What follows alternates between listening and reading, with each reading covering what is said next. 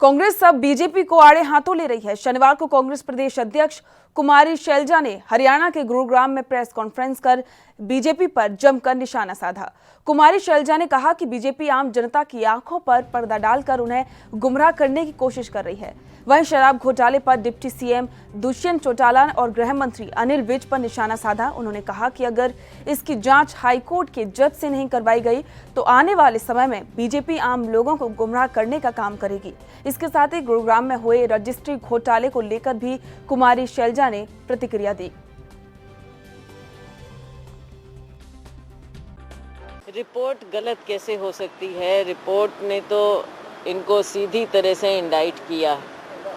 हमने लोगों के सामने रखे हैं 10 बिंदु हैं जिन पर सीधी तरह से रिपोर्ट में पैरा पेज सब कुछ हमने बताया है।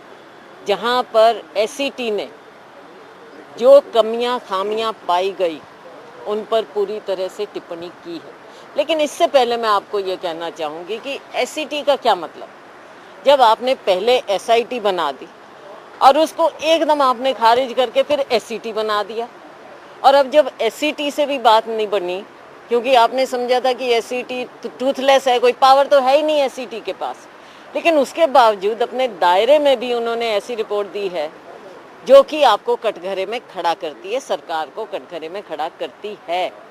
और उसके ऊपर आप ये कह रहे हैं कि इसके ऊपर हम एक अब विजिलेंस इंक्वायरी बैठा देंगे। तो ये क्या है? पर्दे पर पर्दा डालने की कहानी है।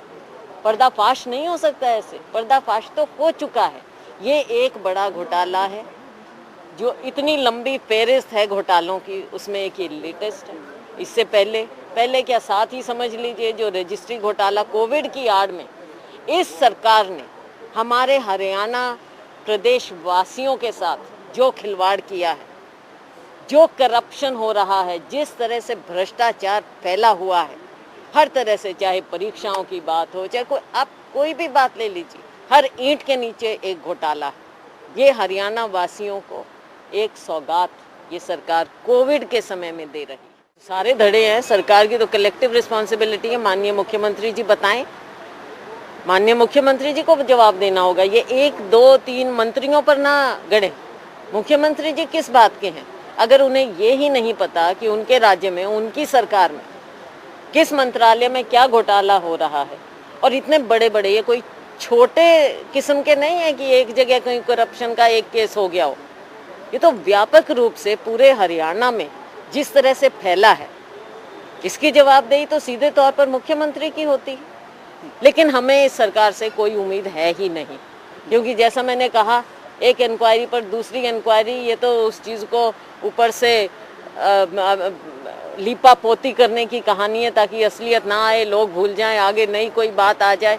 तो इसमें तो जब तक सिटिंग हाई कोर्ट जज की देखरेख में इंक्वायरी नहीं होगी तभी बात कुछ निकल सकती है, वरना आज के दिन तो आप कोई उम्मीद मत कीजिए।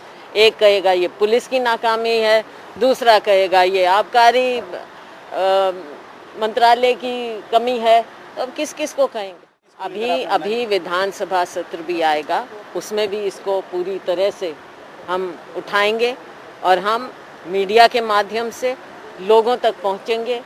हर तरह का तरीका हम अपनाएंगे, लेकिन ये सरकार आम जनता के दर्द को नहीं पहचानती है। जहां एक और कोविड का कहर था, कोरोना का कहर था, वहां पर घोटाले इस सरकार की हरियाणा वासियों। देश दुनिया की खबरों के लिए एएनबी न्यूज को सब्सक्राइब करें और बेल आइकन दबाएं।